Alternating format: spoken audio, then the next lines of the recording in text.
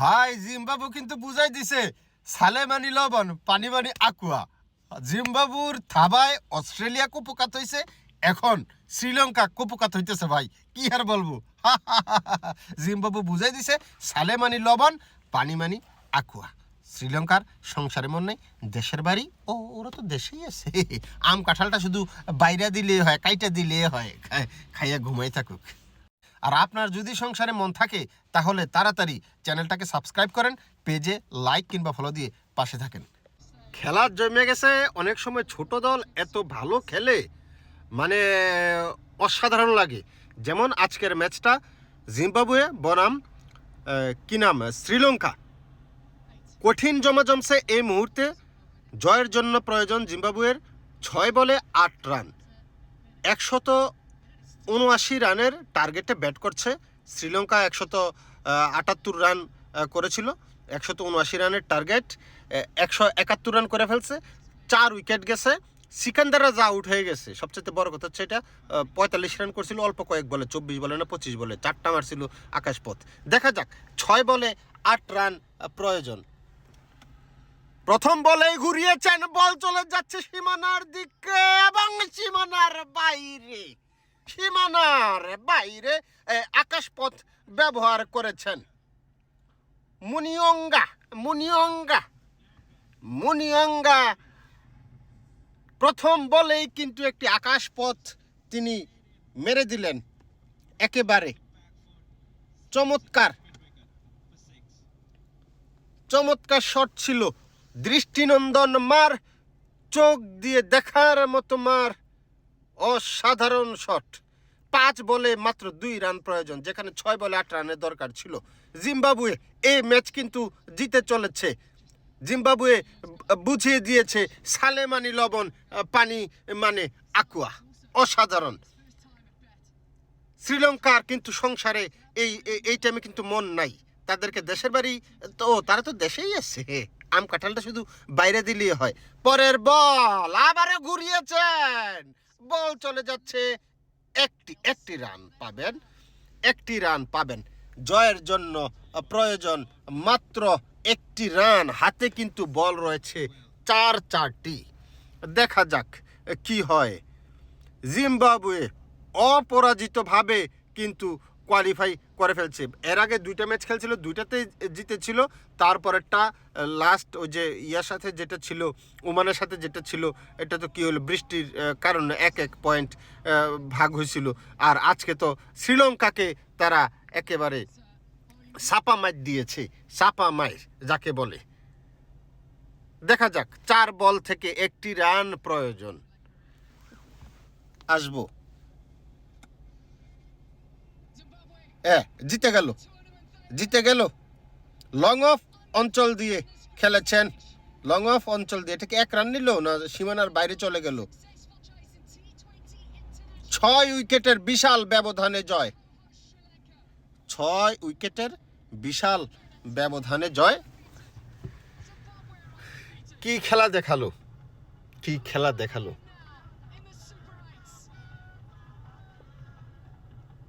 Unbeaten super হিটে চলে গেল জিম্বাবুয়ে। নাচতেছে জিম্বাবুর প্লেয়ার, দর্শকরা নাচতেছে। দেন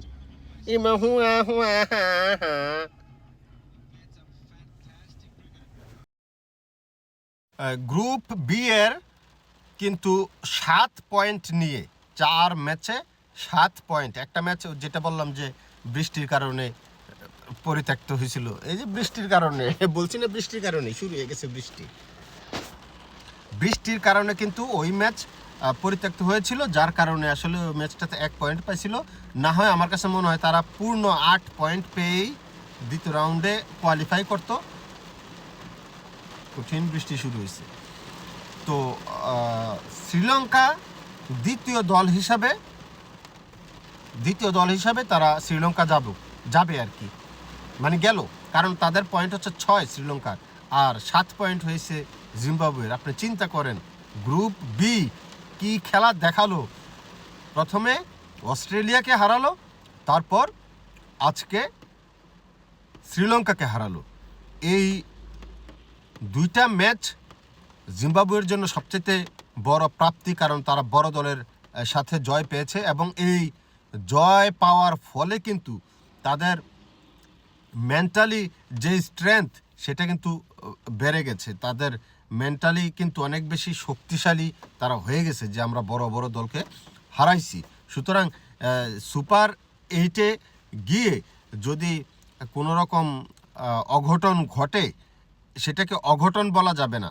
জিম্বাবুয়ে যদি ম্যাচ জিতে অঘটন বলা যাবে না মোটেও, কারণ শ্রীলঙ্কাকে হারাইছে, অস্ট্রেলিয়াকে তো হারাইছে, এমনভাবে হারাইছে অস্ট্রেলিয়া এখন পথে পথে হয়ে গেছে, অস্ট্রেলিয়ার সংসারে মন নেই, আম কাঁঠাল খাইতে চলে গেছে, এই অবস্থা বানাই দিছে। সুতরাং শ্রীলঙ্কা নেক্সট যেই ম্যাচ খেলবে সুপার 8-এ, সেইখানে গিয়ে যদি বড় দলগুলোকে হারায় সেটা অঘটন আর বলা যাবে না, কারণ বড় দলকেও তো অলরেডি হারাইয়ে তারা সুপার 8-এ। জিম্বাবুয়ে যে খেলা খেলছে আমার কাছে মনে হয় যে পাকিস্তানের চাইতে সোফার বেটার ক্রিকেট খেলছে জিম্বাবুয়ে, অনেক ভালো খেলছে। ইটালি ওই দিন ভালো খেলছে, ইটালি আজকে ম্যাচটা জিততে পারতো ওয়েস্ট ইন্ডিজের সাথে অল্পের জন্য, তবে আজকেও জিতার দরকার ছিল ইটালির, তবে নতুন অবস্থায় ভালো খেলছে। আর জিম্বাবুয়ে আজকে যেটা করে দেখাইলো পরপর, মানে এতগুলা ম্যাচ জিতা অসাধারণ, আউটস্ট্যান্ডিং। যেটা বলছিলাম, বড় দলকে যখন ছোট দল হারায় তখন দেখতেই ভালো লাগে। আর টি-20-তে বড় ছোট দল বলতে কোনো কিছু নাই, এটা প্রমাণ হয়ে গেছে, টি-20 ম্যাচ বড় ছোট দল বলতে কিছু নাই। যেই দল ওই দিন ভালো খেলবে, এই 20 ওভার তাদের নার্ভ ধরে রাখতে পারবে, সেই দলই ম্যাচ জিতবে। অসাধারণ খেলছে এক কথায় বলতে গেলে জিম্বাবুয়ে। এনে কনগ্রেচুলেশন জিম্বাবু। তবে কি বলবো, শ্রীলঙ্কা খারাপ খেলে নেই, শ্রীলঙ্কা যে খারাপ খেলছে তা কিন্তু না, শ্রীলঙ্কা ভালোই খেলছে, কিন্তু জিম্বাবু লাস্ট কিছুদিন ধরেই দেখলাম যে খুবই ভালো ক্রিকেট খেলতেছে, সেটার ধারাবাহিকতায় আজকেও জিম্বাবু ভালো খেলছে। এনিওয়ে দেখা যাক কী হয় সুপার 8-এ। আমার কাছে মনে হচ্ছে যে একটা ম্যাচ অন্তত জিম্বাবু জিতবে।